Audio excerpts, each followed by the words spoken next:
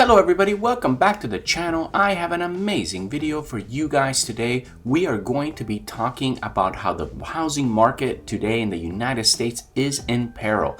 Now, we are going to be focusing on San Francisco. Now, here is a tweet, okay?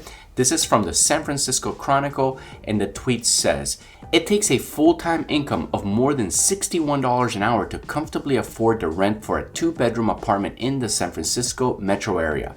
That's far more than other expensive cities like New York, where it takes $45 an hour."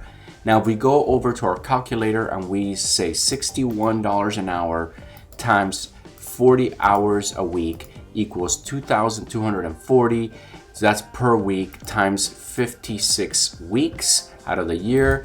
That is $136,000 a year. So it takes $136,000 a year to basically have a two-bedroom apartment in the San Francisco area. Now, this is basically the minimum. So it's not like you're gonna get the nicest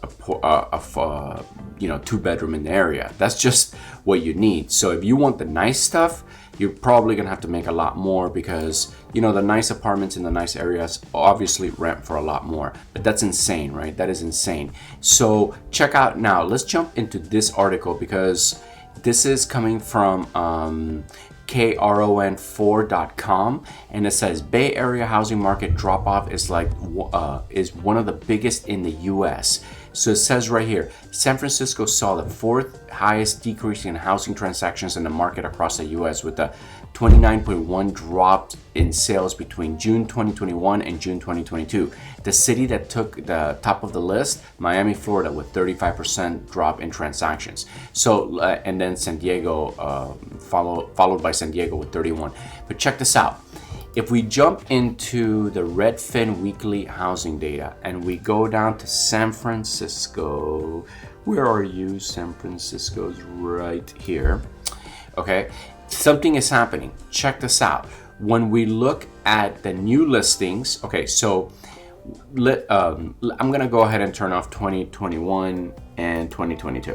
Why? The reason I do this is because I feel like 2019 was when things were like more normal, right? So blue is 2019, black is 2022. So look, okay, we have a few more listings than back in 2019. It's getting back to normal levels here of new listings, but the speed, the year over year, look how much it's dropping, right? But look, I want to show you something. If you look at median sale price, okay, still kind of high, okay, but here, this is the one I wanted to show you. Homes sold. Look at this, guys. We are now selling less houses than we were in 2019. So we crossed that blue line. What does that mean to me? In my opinion, it means that this is further indication that the prices are coming down because now we're selling less, right? Remember, 2019 is like the historical average, right? Now, when we cross that 2019 mark, now we're selling less than that. Now we're, somewhat jumping into below average territory. So if you look at the median sale price, as you can see, when they raised the rates, you can see this big drop. But now what is happening is that basically San Francisco is also having a building crunch. They're not building in San Francisco. So right now there is a supply issue. So when you jump into the listing section, yeah, like right now we have a little bit more supply than we did in 2019, but I don't even know what's up with this spike right here. But what's happening is the supplies are getting tighter. Now, the people that have equity in their home, they might want to ride out the storm. The people that need to sell, they're gonna put their houses in the market. Your window is closing to get a higher price. If you look at the median sale price, we're still kind of high. Now, it's not as high as other parts of the country.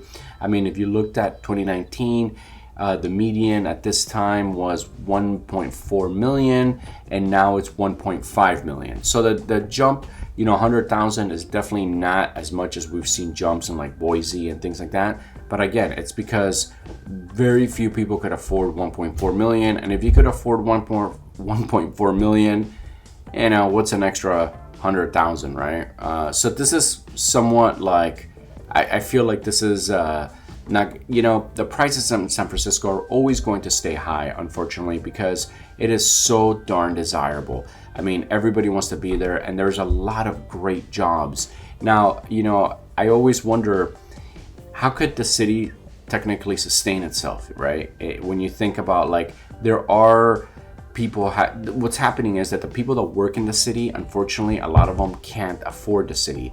So now people have to move, you know, outside to Oakland, outside, you know, north of San Francisco or south of San Francisco. And what's happening is, you know, basically it makes it very difficult to want to like work there, because now you're commuting for an hour, 2 hours, maybe 3 hours if you want to be out in some suburb.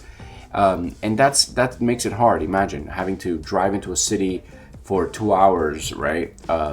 There and back, you know, so you can go to work. You know, that's an extra 4 hours to your day that you're basically not getting paid for. So it's not making it very attractive to live.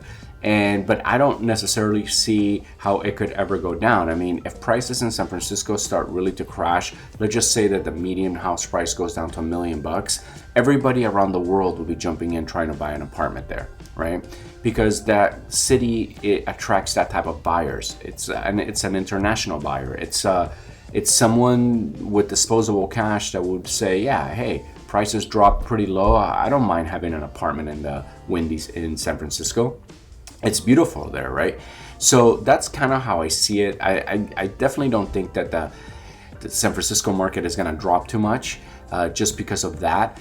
But what is going to happen is, I have no idea what's going to happen with the rent, because this is crazy, right? This is basically incredibly unsustainable for the long term. And what I think it's going to end up I mean, you see the result. Look at the homeless problem in San Francisco. You know, if you fall behind and you get kicked out of the house, you know, if you get evicted, if you can't pay the rent, a lot of people have nowhere to go. And if you're broke, you're broke. And you know, we're seeing, you know, one of the byproducts is massive homelessness in California, San Francisco, and Los Angeles. You know, I know there's a drug problem in there, but again, you know, people start doing drugs and they don't go to work, right? Because if you're doing drugs, you're not going to work.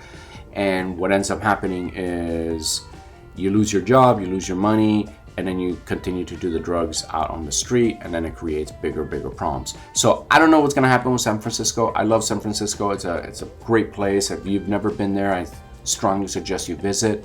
But yeah, it is incredibly expensive to live there. You know, you can go actually get some decently cheap hotels if you're ever thinking of vacationing there. It's kind of nice, but yeah, it's a beautiful place.